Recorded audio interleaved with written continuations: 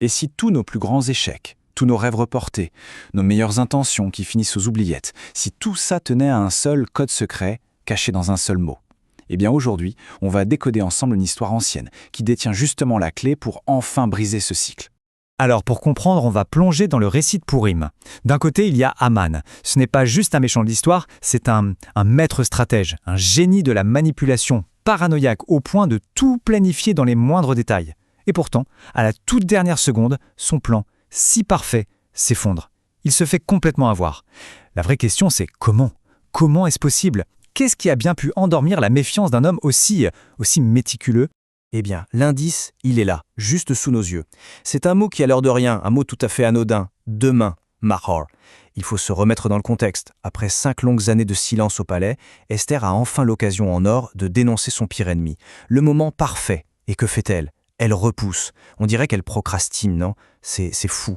Mais ce qui est absolument fascinant, c'est que ce petit mot, demain, c'est en réalité l'arme la plus redoutable, la plus sophistiquée de toute sa stratégie.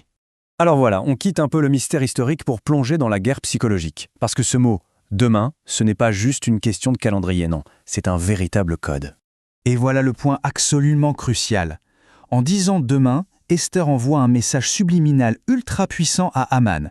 En gros, elle lui dit « Regarde, je suis comme toi. Je n'ai pas le feu sacré, je n'ai pas cette urgence, cette chaleur intérieure. Je suis du genre à remettre les choses à plus tard. » Et Haman, qui est l'incarnation même de cette mentalité, il entend ça et il reconnaît son propre langage. Dans sa tête, c'est clair. Ah, elle est des nôtres. Et, hop, sa garde tombe, instantanément. En fait, c'est comme s'il y avait deux mondes, deux mentalités qui s'affrontent ici. D'un côté, l'étincelle, la chaleur de l'action immédiate, le maintenant. Et de l'autre, le code d'Amalek, la froideur du report, le fameux « demain ». Quand Haman entend Esther parler son langage, il la place directement dans sa colonne, dans son monde.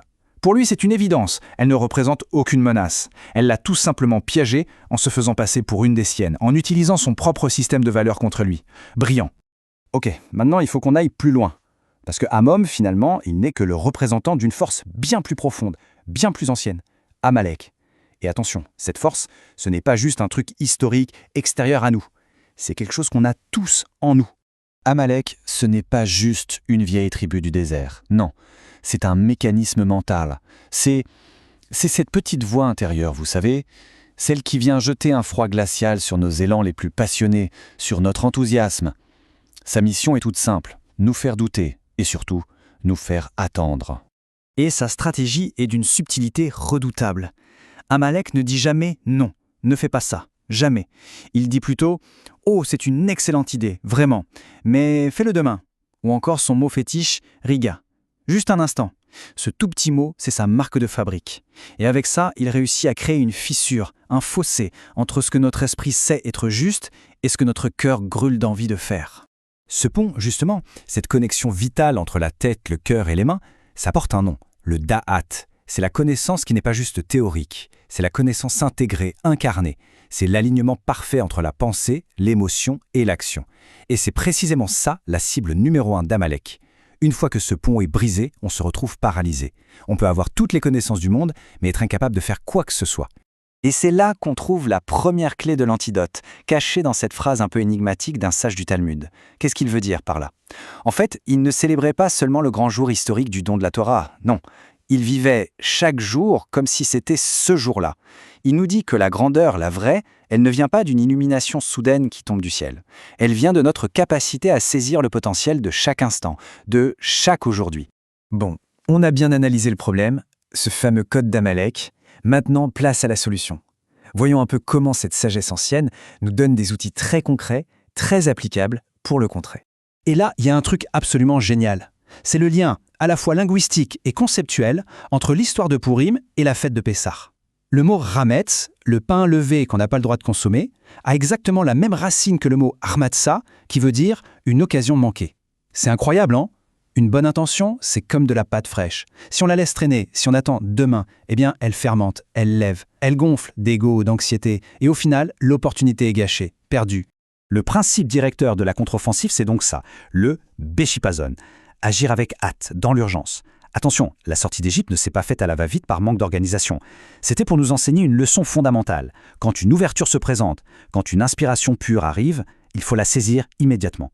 Ne jamais la repousser. On peut vraiment visualiser tout le processus. Imaginez, une idée géniale, un élan de générosité, un projet qui nous tient à cœur. Ça, c'est la pâte fraîche. Le potentiel est là, pur, intact. Mais si on attend, si on laisse cette petite voix d'Amalek murmurer « demain », eh bien cette belle intention toute fraîche, elle se transforme en « rametz ». Elle a perdu sa valeur, son essence. Et on arrive à la métaphore ultime pour cet antidote. Dans le temple, il y avait l'arche d'alliance qui contenait la Torah.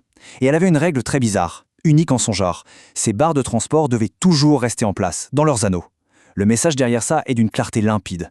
La sagesse, la Torah, ce n'est pas un objet de musée qu'on range dans un placard. Elle doit être constamment sur les starting blocks, prête à bouger, prête à être transportée dans le monde. Alors, à quoi bon toute cette sagesse si elle reste immobile? C'est vraiment la question essentielle. Et c'est là que l'analyse s'arrête et que la mission commence. Cette mission, c'est de prendre le relais de ces fameuses barres des l'arche, les badim. Notre mission, c'est de devenir nous-mêmes les roues qui la font avancer. Et cette urgence n'est pas juste une belle idée. Selon cet enseignement, on se trouverait à un moment charnière, peut-être la 4e et dernière grande opportunité. Chaque jour qui passe est une occasion qui, si elle est manquée, pourrait être décisive.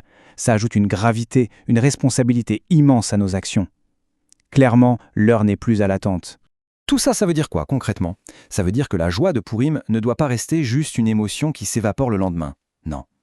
L'antidote au virus du demain, c'est l'action aujourd'hui. Il s'agit de poser des actes, maintenant. Passer ce coup de fil, organiser ce moment d'étude, partager ce repas. Bref, devenir pour de bon ces roues qui font avancer la bonté et la sagesse dans le monde. Au final, cette exploration ne se termine pas par une conclusion toute faite, mais bien par une question. Face à ce code d'Amalek qui nous murmure constamment « demain », quelle action, même toute petite, peut être posée aujourd'hui pour affirmer le pouvoir du maintenant? La mission, elle commence ici, pour chacun d'entre nous.